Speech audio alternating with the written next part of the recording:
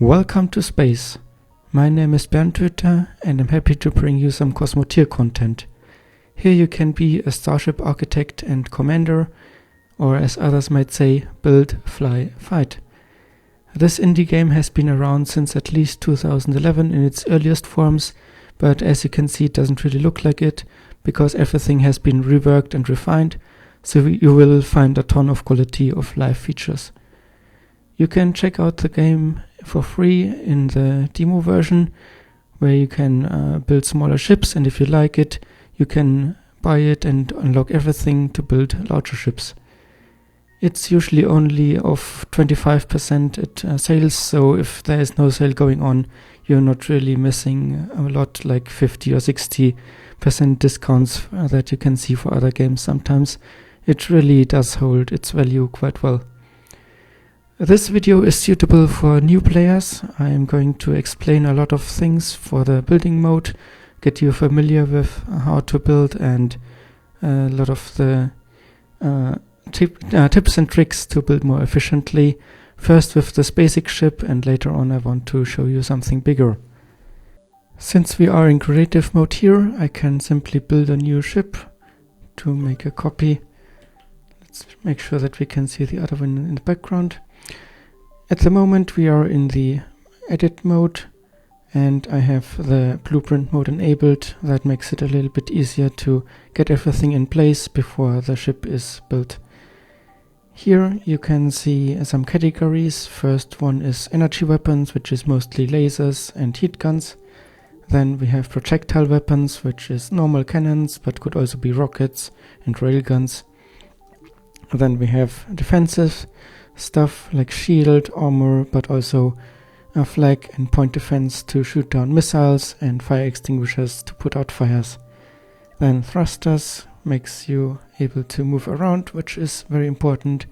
Ship control has cockpits to control your whole ship, and hyperdrives to jump through the universe.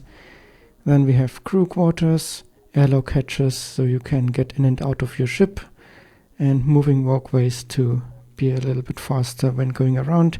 For example, when you're distributing power from your reactors to your buildings that need it. Or you can also make capacitors if you have some place that's far away from a reactor where you want to have some energy close by. And then we have heat management. I'm going to go over that separately later on. And you also have production facilities to make raw materials or weapon parts like ammunition or missile parts. Then we also have storage, where you can have resources and bring them across the universe, and then some extra rooms, which I can go over that real quick. You have the mining laser to mine minerals from asteroids, manipulator beam to work around your ship, or like the outside of your ship, and collecting the minerals from the asteroids, or deconstructing other ships if you have defeated somebody. Then we have tractor beam, which is a little bit later on. Usually you can push away or pull in ships and other stuff. You have also a sensor array to make sure you can see more around your ship, and hyperdrive beacon, so you can jump to your own fleet if you have one of those. Then of course you have subcategories in some stuff. For example, the armor, you have different shapes, and also you have structures which doesn't block any shots but can be useful to connect some things without blocking your own shots. So now let's start with some lasers. You can just place one simple laser, but you can also build symmetrically. If you enable the mirror mode here, you can place two lasers at the same time.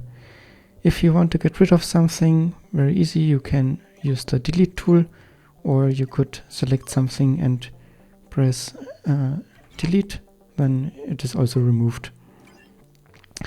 Now we are running with some heavy lasers. You first need to unlock them, but it's very early on in the game, so that shouldn't be a problem.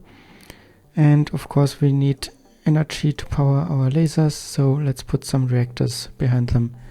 Usually you want as few reactors as possible because they explode very violently and take out a lot of things around, and also they are quite expensive, but I think having 2 here is not really a problem because it improves the walkways for your crew because it is closer to where you need the energy, so it is more efficient here than to have 1 reactor which might not be able to power your whole ship anyways, because if you look at the statistics here, we can see power generation 1.5 per second, which is not a lot. So since we have our shields and our weapons and energy, we also want some shields to protect them, because if your weapons get taken out, then you can't defend yourself. So I like to place them here in the front, right next to the weapons. If you can see the blue shield on the top, it protects both weapons and your ship. The middle of your ship is even protected by both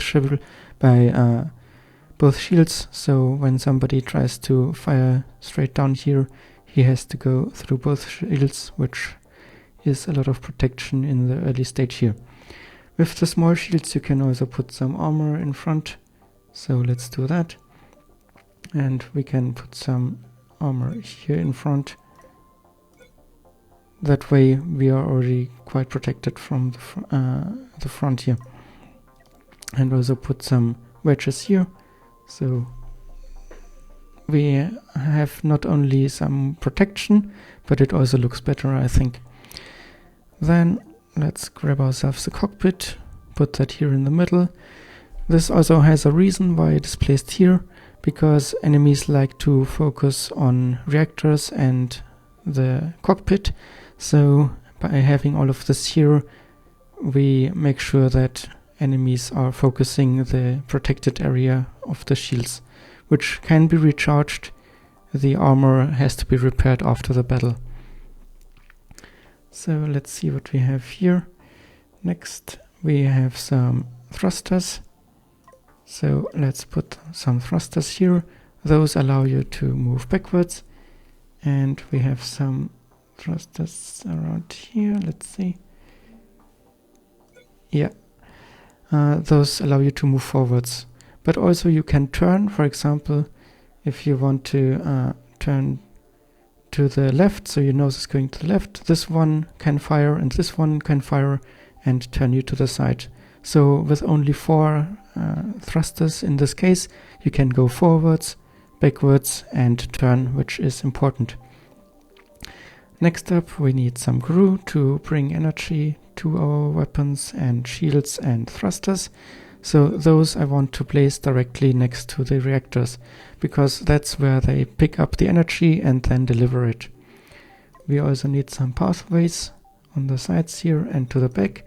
As you can see, the weapons and shields are directly connected, so that's of course the most efficient, and if the enemy shoots your shield to deplete your energy, you can fill it up right away, hopefully before it is penetrated.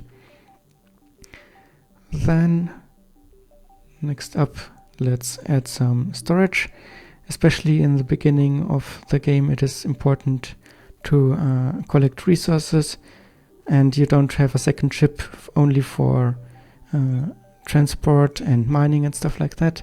So let's add some here, let's add some here, and let's add some here. That way you have plenty of storage space to move around and collect stuff. We also need some fire extinguishers if there is a fire in the ship. So we put one here, and in this case I'm pressing M to disable the mirror mode, because I only want one fire extinguisher in the middle section, and add our airlock hatch here. You can rotate the room with the buttons here, or you can right click to just turn it around. Then in the end, let's add some more armor. get back up the mirror mode. Let's not forget that. I think I have just a few wedges here, and that looks like three longs, and that's it. Now the shape looks very similar. What we need to add is still some doors. That way our crew can move around. You can see there's a lot of green positions where we can place the doors, but there's also some positions where we can't. So for example here the thruster doesn't allow us to place a door, and that's why we need to come in from the back and bring the energy. In the beginning this isn't really a problem yet, but later on you might have to think a little bit where you are placing your doors and pathways. So now we can see people can go from here to the weapon, to the shield, to the thrusters, if we place this here as well. And we also want to give them access to the storage compartments and the fire extinguishers, and the same here. And I think one door here is enough, because the cockpit doesn't really need too much energy, so every once in a while somebody might come through here and deliver the energy. That's fine. If you have the second door here, it just costs a little bit more. In this case, in the creative mode, it would be just the currency, 100 currency or credits. Or in the real mode it would be some coils. You can see the cost here. It would be just one more copper coil, which is just added cost. It is added weight, and you need to be careful because fires can spread through doors. So the fewer doors you have, theoretically you might be able to contain the fire a little bit better. So I think this looks about done. Let's reset the crew rows here real quick. In the beginning you only have the red shirts, which is fine for this small ship. And you can again enable the mirror mode and left click on the room, then assign with right click which rooms they should use. In this case we also need to make sure that they use the fire extinguisher here. And this just prevents somebody from the right side of getting the bright idea, oh, I want to fill the shield, walking all around here, which is not very efficient. You can do a lot more here with crew management, and we will later on, but for this, that's more than enough. This just makes sure that the halves are filled by the people that are close, which is what we want. You can also, if you are in the crew management, take one and send them over.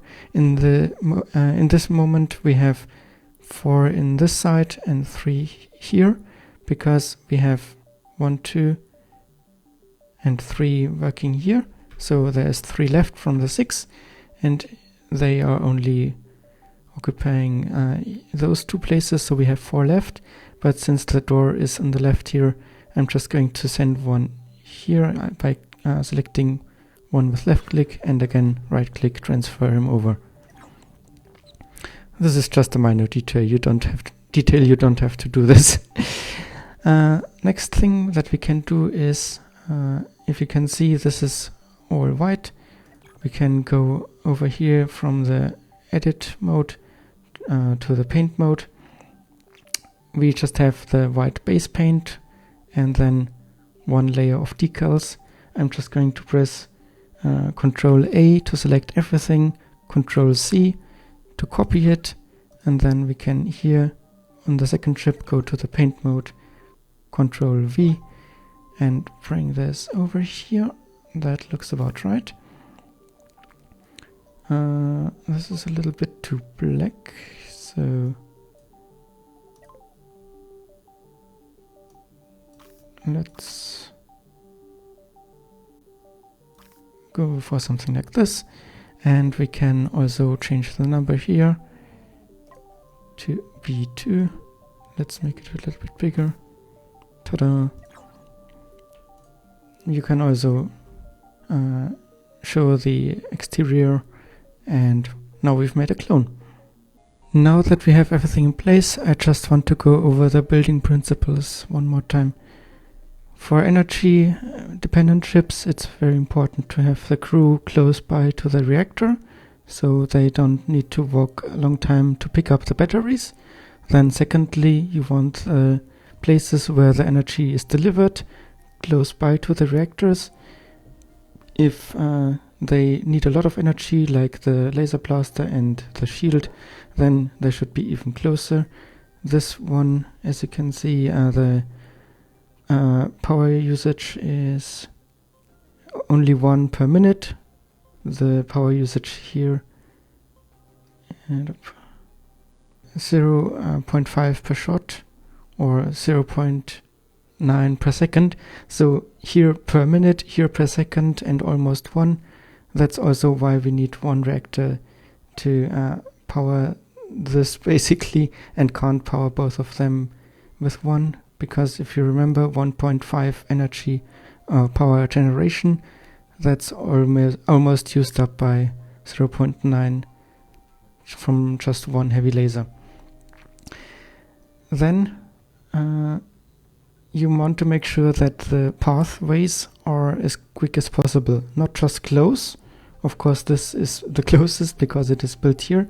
But if you were to, for example, have a storage room here instead of just a normal corridor, if we look at the cruise speed here, 100%, and the cruise speed of a storage bay would be 50%.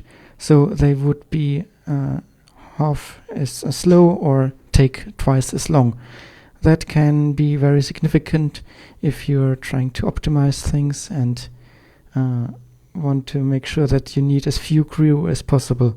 Or if you have something that needs energy quickly, for example the shield, when it has been hit, you want the energy to be there very quickly. Even if you have a lot of people, just having the first arrive in time before the enemy is able to break through can be a huge difference. Then you also have the moving walkways here, which has in the optimal direction 200%, so your crew can travel twice as fast. And you also of course need to make sure it's in the correct way, because if they're moving in the other way, they are only at quarter speed. And if you want them to move to the side, then 75%, not too bad of a penalty, but should keep that in mind.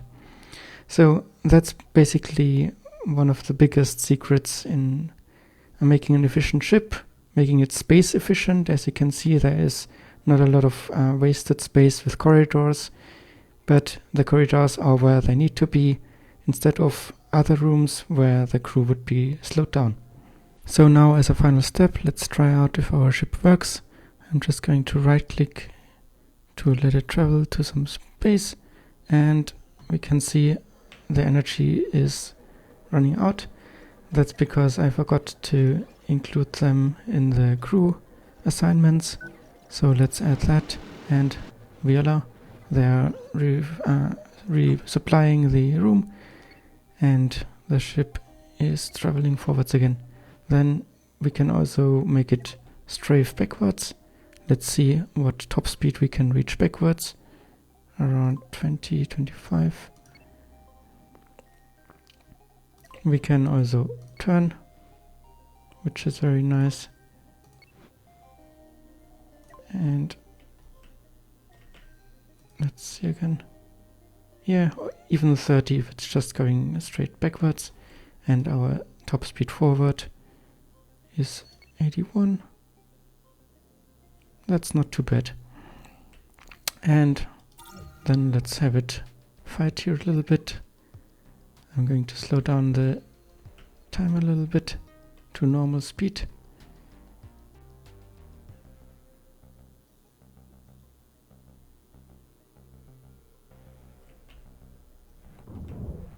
There we go, they are engaging. We can see one of the shields is getting hit a lot, but the crew is able to supply it, but at the cost of this weapon not being able to be supplied. So in this case, luckily the second weapon can fire, and this side is just defending, this side is attacking. Works like a charm. I hope you enjoyed this video and learned something about the building in Cosmoteer. Next time I want to introduce you to a bigger and scarier ship. I think it looks like a voodoo mask with the glowing eyes and the mouth. And yeah, I'm going to explain in detail the different subsections and why it is built like it is. Hopefully I will see you there. Until then, I'm out. Have a nice day.